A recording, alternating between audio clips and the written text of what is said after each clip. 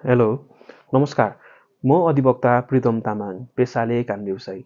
आजको यस भिडियोमा म यहाँहरू समक्ष बहुविवाह मुद्दामा हदम्याद कति हुन्छ त भन्ने विषयमा आजको यस भिडियो बनाउन गइरहेको छु।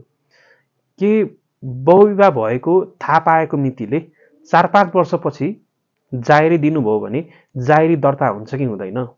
तपाईले न्याय पाउन सक्नुहुन्छ कि हुन्न भन्ने विषयमा आजको यस भिडियो विशेष गरी केन्द्रित रहनेछ।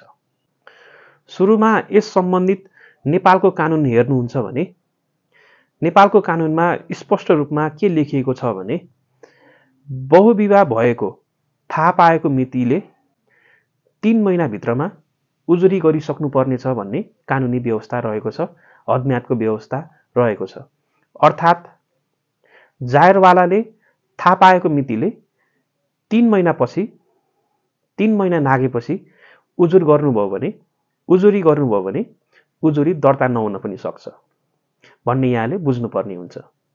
तसर्थ तपाईहरूले एकदमै यसमा ख्याल गर्नुपर्ने कुरा भनेको यदि तपाईको श्रीमानले कान्छी श्रीमती बिहे गर्नुभएको छ, तपाईसँग प्रमाण पनि रहेको छ, बिहेको फोटोहरू रहेको छ भने तपाईले थाहा पाएको मितिले 3 महिनाभित्रमा उजुरी गरिसक्नुपर्ने हुन्छ।